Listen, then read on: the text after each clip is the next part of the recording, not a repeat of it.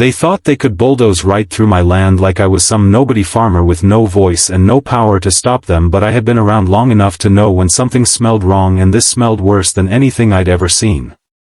One morning I woke up to the thunder of machinery shaking the walls of my farmhouse. At first I thought maybe the county was repairing a road nearby, but when I walked to my porch and looked across the fields that had been in my family for 3 generations, I froze. Great clouds of dust were rising into the air, and cutting across the acres of crops I had planted only weeks earlier were bulldozers, trucks, and workers in neon vests. They were tearing into my soil as though it belonged to them. My heart pounded in my chest as I marched across the pasture, every step fueled by disbelief and anger. When I reached the site, my eyes locked on the figure who stood at the edge of the chaos. Clipboard in hand, sunglasses on, and a smug expression like she was overseeing some great personal project, there she was, Karen, the infamous HOA president who had bullied half the neighborhood into submission over everything from mailbox colors to where they parked their cars. She wasn't yelling about grass height today, though. No, she was directing construction workers, barking orders, waving her arms like she was some sort of general on a battlefield. I called out, demanding to know what in the world she thought she was doing, and she turned slowly, giving me that condescending smirk I had seen her use on other neighbors before. "This land belongs to the community now," she said in the most matter-of-fact tone, as if she were reading from a rulebook. "We've decided it's best used as a private runway for HOA members. It will raise property values for everyone. You should be thanking us." My jaw nearly hit the ground. A runway? Through my farm? They hadn't asked, they hadn't paid, they hadn't even notified me. They had simply marched onto my land and declared it theirs. I told her flatly, "You've made a huge mistake," but she only laughed, a shrill, mocking sound that carried across the field. To her, I was just some farmer in dirty boots, someone easy to steamroll. She had no clue who I really was, no idea that the man she was trying to bully was not just a landowner but the director of the Federal Aviation Administration.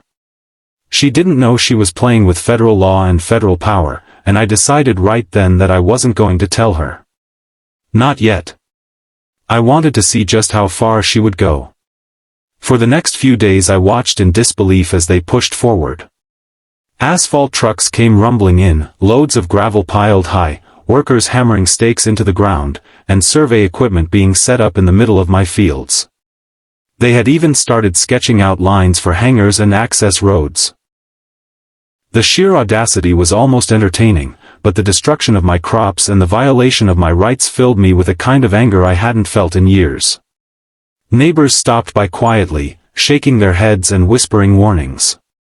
Many of them had been burned by Karen before, fined for minor infractions, embarrassed at HOA meetings, and strong-armed into ridiculous community projects. They told me she had been bragging non-stop about how this would be the most exclusive neighborhood airstrip in the entire county.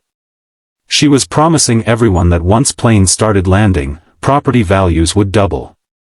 People would be fighting for homes here, she said, and I would thank her later when my little farm magically became a millionaire's playground. I let her talk. I let her brag. But behind the scenes I began to work. Every time a truck came in, I snapped pictures. When workers laid concrete, I shot video. I wrote down license plates, company names, the dates and times they were working. I even caught snippets of conversations when Karen thought nobody was listening, like the time she told the foreman to forget about permits and just get the job done before anyone noticed. I wasn't angry only because they had invaded my land. I was angry because I knew exactly what kind of disaster they were setting up. Building a runway isn't like building a driveway. Every single inch of airspace, every approach, every light, every line painted on the asphalt, it's all regulated. There are permits, inspections, environmental reviews, and clearance processes that take months, sometimes years. Karen had done none of that. What she was doing was not just arrogant, it was flat out illegal. But she had no idea I was the one person in this state with the power and knowledge to shut it all down. I thought about my grandfather who had tilled this land by hand, about my father who taught me how to drive the tractor in those same fields, about my kids running through tall grass chasing fireflies. This wasn't just dirt. This was legacy, sweat, memory. And Karen wanted to rip it apart for her little club's private landing strip. I remember one particular morning standing on the edge of the chaos watching the bulldozers chew up a field where my daughter had planted sunflowers just last summer. My fists clenched so tight I thought I'd break my own knuckles. Yet I forced myself to stay calm. Evidence, I reminded myself. Build the case. Let them hang themselves. And so I did. Each day I went back with my phone, my notebook, and my quiet fury. Each day they dug themselves deeper into a pit they didn't know existed. Each day Karen strutted around like a queen, certain her little empire would stand forever. But I knew the truth. The higher she built her tower of arrogance, the harder it would come crashing down once I revealed who I really was. And that day was coming sooner than she could ever imagine. At first I wanted to see just how far Karen and her HOA army were willing to push this madness, because part of me still hoped they would realize the insanity of what they were doing and back off, but that never happened. In fact, it only grew worse every single day. Within a week my quiet farmland looked less like a family property and more like a half-baked construction site for some reckless vanity project. Trucks rolled in and out carrying gravel, asphalt, and heavy machinery. They laid down stakes across the length of my field as if they were measuring for something permanent, and when I walked down the dirt road to get a closer look I noticed they had started digging trenches for drainage and marking spots where lights would be installed. They weren't playing games anymore, they were dead serious about turning my farmland into a full-blown airstrip. Neighbors came by in hushed tones, some shaking their heads and others outright furious but too scared to confront Karen. They told me she was making the rounds at HOA meetings, boasting that she was about to put our community on the map with its own exclusive runway. She promised members it would raise property values by double if not triple. She spoke of private jets landing right in the neighborhood, investors flocking to buy homes, and the HOA gaining prestige. People had heard her bragging at the clubhouse, saying things like, "That farmer will thank me later when his scrappy little plot turns into prime real estate." What she didn't realize was that my land wasn't for sale, my land wasn't hers, and no amount of imaginary property value could justify stealing it. I played along, never raising my voice, never threatening her directly. Instead I quietly documented everything. I took hundreds of photos, I recorded videos of trucks unloading equipment, I captured audio when contractors admitted that they had never seen a single permit. Every evening I compiled all the evidence, labeling the times, the dates, and the details in a binder that grew thicker with each passing day. I knew one thing about people like Karen: if you tried to stop them too early they doubled down and played the victim. But if you gave them enough rope, they always hung themselves. And she was weaving the noose day by day with her arrogance. She strutted around the site in her pressed clothes and oversized sunglasses, shouting orders like a wannabe tycoon. "Pour faster, we're behind schedule," I heard her snap at one crew. "Don't worry about those wetland complaints, nobody's going to care," she told another. Every word of hers was another nail in her own coffin because I had it all on record. The funny thing was she thought this was just like enforcing HOA rules about fences or mailboxes. She didn't grasp the difference between telling someone to trim a hedge and illegally constructing a federally regulated airstrip. To her it was just another project she could bully people into. To me it was a ticking bomb that would explode as soon as the right agency saw the evidence. And the irony of course was that I wasn't just any landowner. I was the very person she would have to get approval from in the end, the director of the Federal Aviation Administration, the guy who had signed off on real airports across the country.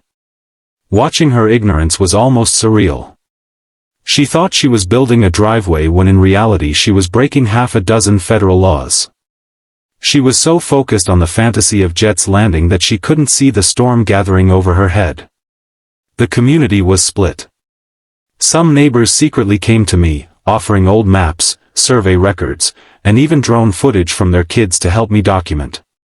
Others, hoping to get in on the promise of higher property values, supported Karen and pretended it was all perfectly fine. They called me stubborn, accused me of holding back progress. One even told me, "You should be grateful, this will make your farm worth millions." They didn't understand this wasn't about money. It was about rights, safety, and the law. You cannot just claim someone's land and turn it into a runway because you feel like it. I kept my cool, even when I felt like screaming, because I knew my patience would pay off. Every wrong move they made was stacking up like cards in a house of lies, and when the wind blew, that house would collapse. I watched as they dug too deep and altered the natural drainage, causing water to pool in places it never had before. I saw them dumping waste into the creek that bordered my land, threatening the fish and wildlife that had thrived there for decades. I recorded it all. These weren't just HOA violations, these were environmental and Federal Aviation violations. And Karen walked around like she was the queen of it all, talking about ribbon-cutting ceremonies, media attention, and future profits. I could almost see the headlines forming in her imagination: "Visionary HOA President brings airstrip to local community." She was so blinded by her ego that she couldn't see how dangerous it all was. One morning I watched a small single-engine plane circle overhead and my stomach dropped. Someone was trying to land on the half-finished strip. Dust flew, debris scattered, and the pilot struggled to stay steady. Karen was waving her arms like some self-appointed air traffic controller, yelling and signaling as though she had the authority.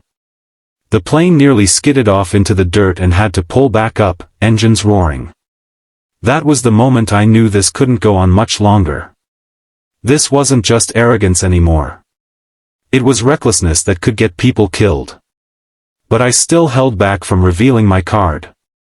I wasn't ready to show her who I really was. Not yet. Because when I finally did, when I dropped the truth on her and called in the weight of the FAA, I wanted it to be undeniable, irrefutable, and devastating. Until then, I let her keep talking, keep bragging, and keep building her fantasy airstrip right into the jaws of her own downfall. The breaking point came on a hot Saturday morning when I stepped out onto my porch and saw something I had dreaded for days. A small private plane was circling above, clearly preparing to land on the strip of asphalt Karen and her HOA army had laid across my farmland. The so-called runway wasn't even finished. There were piles of gravel stacked along one side, orange cones scattered around, and equipment parked dangerously close to the edge. Dust rose in clouds as the pilot lined up his descent, and standing in the middle of it all was Karen herself, waving her arms like she was some kind of air traffic controller. She actually had the nerve to point at the ground and signal the pilot down as though she ran an actual airport. My heart pounded as the plane touched down awkwardly on the uneven surface, bouncing once before its tires finally gripped. Dust and debris shot into the air, rocks pelting the wings as the pilot fought to keep control. The nose wobbled dangerously, and for a second, I was sure it was going to flip. My fists clenched, and I stormed down toward the chaos, every step fueled with the kind of anger you only feel when your land, your livelihood, and people's lives are all being put at risk. When the plane finally slowed, I saw the pilot's terrified expression, sweat dripping from his forehead as he realized how close he had come to disaster. Yet there was Karen, applauding like she had just orchestrated the grand opening of some luxury resort. "Perfect landing," she shouted, clapping her hands with smug satisfaction. "This is exactly what our community needs." That was it for me. I wasn't going to let one more second of her delusion put people in danger. I marched right up to her, dust sticking to my boots, and I said in a voice loud enough for every worker and neighbor standing nearby to hear, "You are endangering lives, trespassing on my property, and breaking more federal laws than you can count. If you don't stop this right now, you'll be facing charges that will bury you." For a moment she just stared at me, lips parted, clipboard clutched tight against her chest. Then her mask of arrogance slipped back into place, and she laughed, but this time it was shaky. "You're just a farmer," she said, trying to regain control of the crowd. "What do you know about aviation law? This is none of your business." This land has been chosen for the benefit of the community. You'll thank me later when this place is famous. I stepped closer, lowering my voice but keeping it firm, every word deliberate. Karen, I'm not just a farmer. I'm the director of the Federal Aviation Administration. I know more about runways, airspace, and aviation law than you could ever dream. And what you're doing here isn't just wrong, it's illegal on a federal level. The silence that followed was heavy. You could have heard a pin drop. The workers looked at each other nervously, some stepping back, suddenly realizing they were knee-deep in a project that might land them in court. Even the neighbors who had come to cheer Karen on were wide-eyed, whispering among themselves. Karen's face went pale, the color draining as the reality of what I had just said sank in.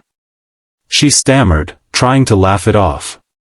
"You're bluffing," she said, but her voice cracked. "You can't be, you're lying." I pulled out my badge, the official seal gleaming in the sunlight. Gasps rippled through the crowd. "I don't bluff," I said. "And I don't lie about this. You're done." She tried to recover, her hands trembling as she pointed her clipboard at me like it was a weapon. You can't just shut this down. We've already invested thousands into this project.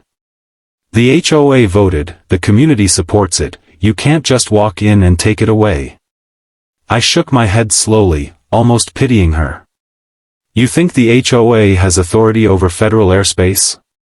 You think a neighborhood vote gives you the right to build an airstrip without permits, inspections, and clearance? Do you realize how many laws you've broken?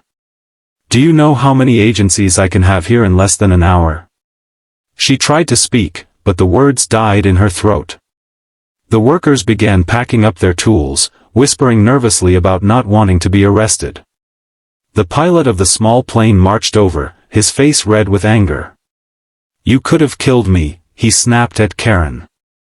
"That was the most dangerous landing I've ever made. There weren't even proper markings, no clearance, no lights, nothing. You're insane." His outburst only added fuel to the fire, and soon more voices joined in. Neighbors who had supported her began questioning what they had gotten themselves into. Others looked at me with a mixture of relief and gratitude, glad someone had finally stood up to her. Karen, cornered and flustered, tried one last desperate move. She lifted her chin and said, "You won't get away with this. The HOA has lawyers, we have money, we can fight this in court."